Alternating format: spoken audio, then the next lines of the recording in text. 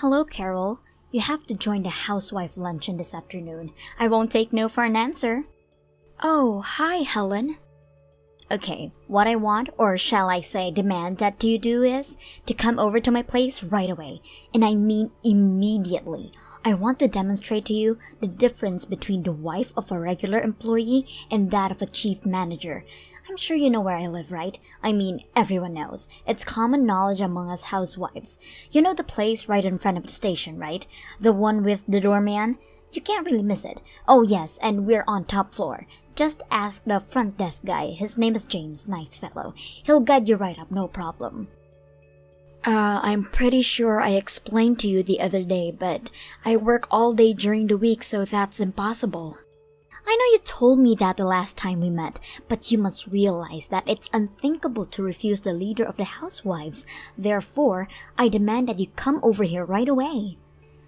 I'm really sorry, Helen, but I'm on an urgent business trip at the moment in New York.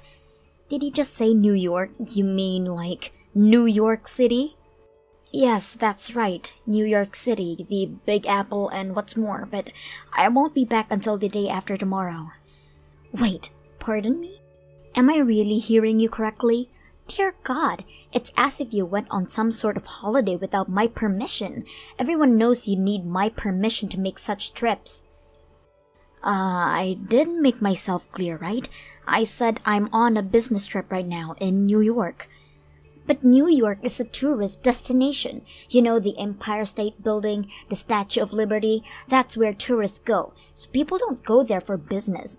You really should use your business position to take a tourist vacation to the city. That is really a no-no. Tourist vacation?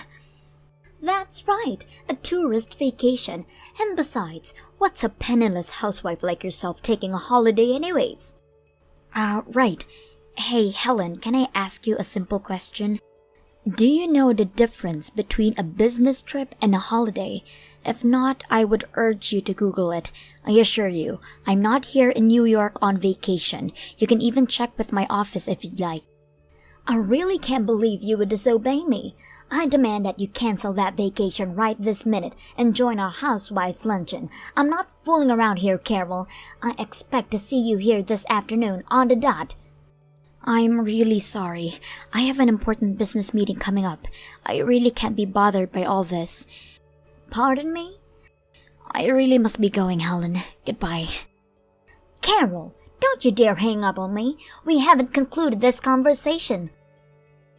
I really can't believe that woman. Why does she have to be so difficult?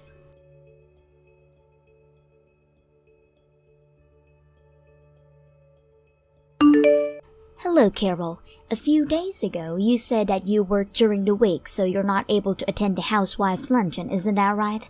So I thought what you said, and I decided to hold it on Saturday. What do you say? This Saturday? Well, I have to work in the morning, but I'm available in the afternoon. Oh, well, that's a bit of surprise.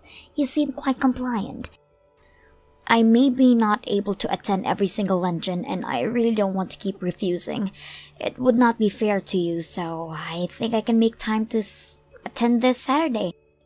Well, that's so considerate of you, but you have 2 days off a week, and all you can muster is a little time off Saturday afternoon?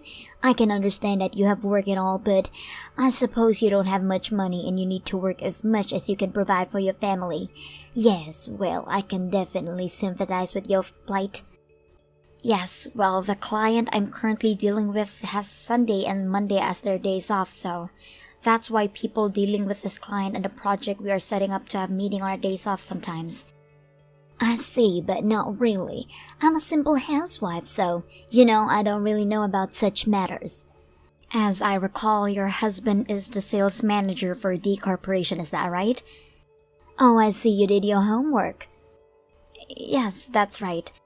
As a matter of fact, we've been doing business with your company for a little while now. Hold on a second. My husband's company does business with yours? Is that what you're saying? Really? Now that's good to hear. Okay, if that's the case, this changes everything. For the next luncheon, I really must organize an extravagant luncheon for you then. Right. I look forward to it.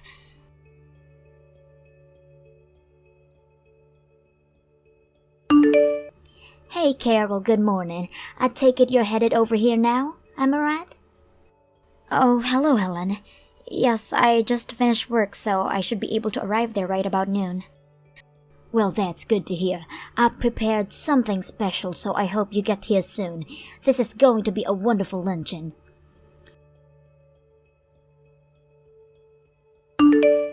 Oh my, Carol, are you seeing this? I can't believe that you suddenly left just because I accidentally spilled coffee on you. And anyhow, the coffee wasn't that hot. It's not as if you got burned or anything. Why are you so upset over a simple mistake? You're so touchy. I don't care what the temperature of the coffee was. What I'm pissed off about is you splashed that cup of coffee right in my face. That was no accident and everyone knows it. Still, it wasn't a big deal. You're overreacting way too much. Let's take a deep breath and talk like normal folks. Why don't we? I realize that you're poor and that you have no time to think about relationship or friends, but when I started talking about how my husband is a successful businessman and that he concluded a major deal with a top corporation, that's when I looked over at you. You had this huge frown on your face. You looked furious. I realized that you're always going on off your business trips, so I figured you must be assigned to the marketing department of your company, right? I bet you were jealous that my husband was able to snag that big project, that isn't it? It's just so obvious.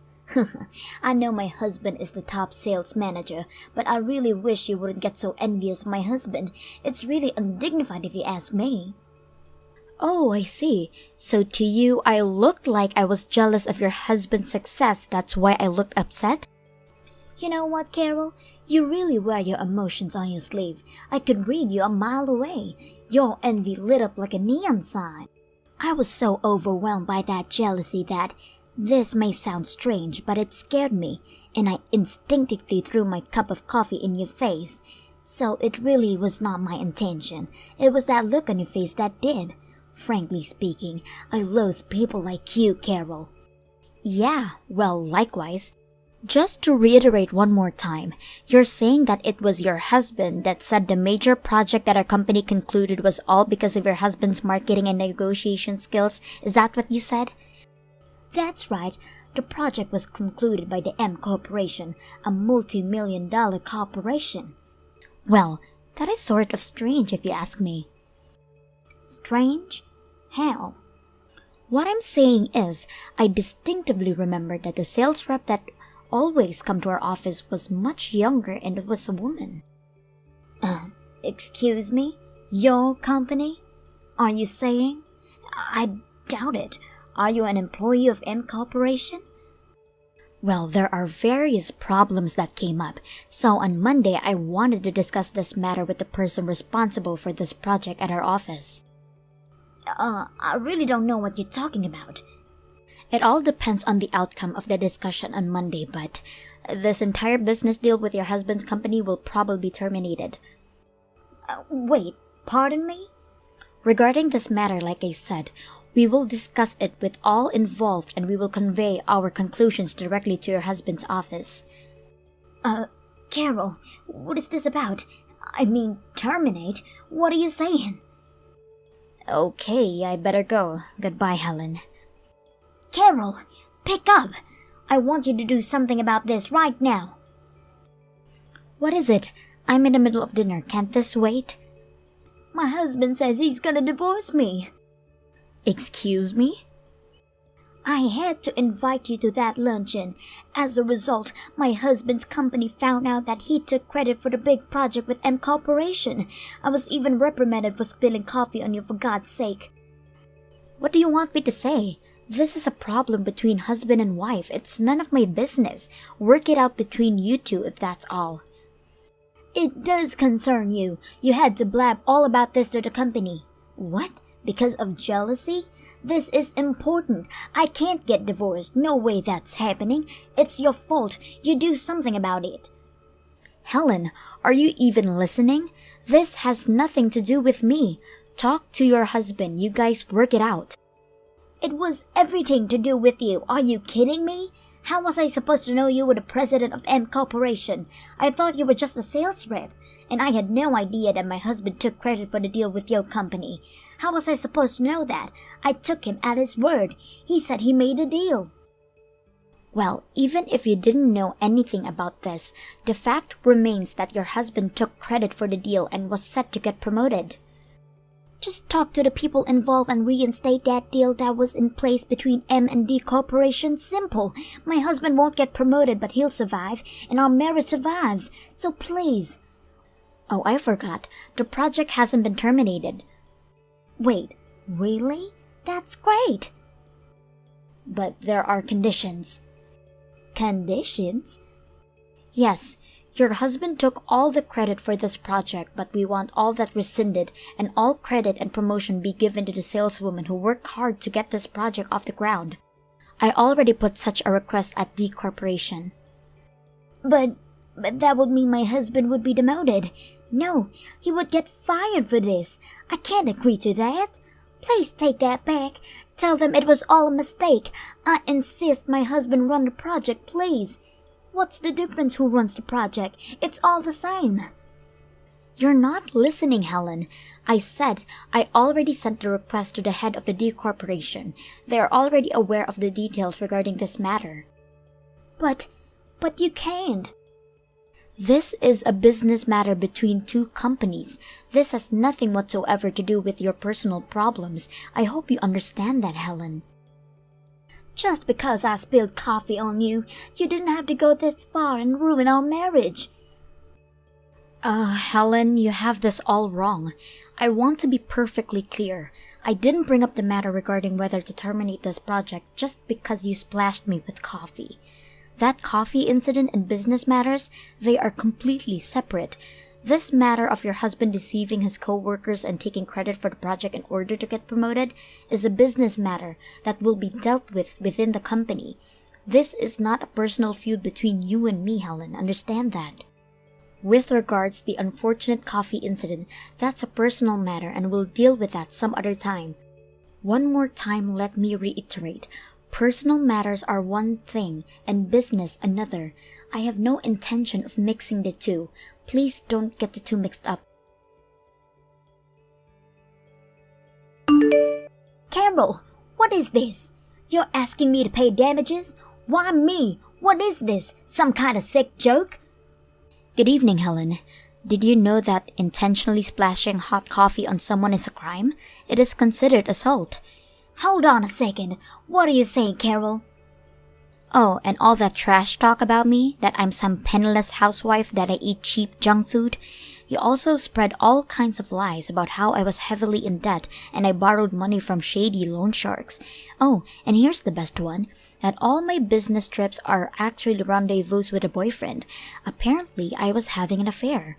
Seems you were spreading such lies to all the other housewives and who probably spread it to their friends. I'm sure a lot of them believed, and to be honest, it is emotionally quite distressing, not only to me but to my husband and kids. That's what the damages are for. This is going way too far, Carol. How am I supposed to pay for this? My husband will divorce me. I'm in no position to pay such a thing. Getting divorced is more than enough of a penalty. Do you want to make me suffer? Helen, I told you I would take care of personal matters separately, right? Like I said 100 times, person matters are one thing and business another. If you don't agree to pay the compensation, my only remaining choice is to press charges. I can't believe you, Carol. You're living in that tiny apartment, but in actuality you're a company president? What the hell is this all about? If I had known, I would never have made such a silly mistake. I think you got this whole thing mixed up, Helen. If you're talking about that little apartment near my daughter's kindergarten, I bought that place to use as an office. You know, to do remote work when I didn't have time. Excuse me? Remote work? Yes, our company incorporated a system where employees could work remotely. But I didn't want to work at home, so I bought this place near my daughter's kindergarten. It was just more convenient. Our home is way over on the west side, in the Hillsdale neighborhood. Hillsdale? That expensive neighborhood near the golf course? Can we finish up here? I really have a lot to do today. Pardon me? I would rather that we communicate through my lawyer going forward. I really must get going. Goodbye, Helen. Wait, don't go yet. We need to talk about this. To be honest, my husband is also demanding that I pay compensation to him. Please, I beg of you, please don't make me suffer even more. Carol! Carol, are you there? Please answer me.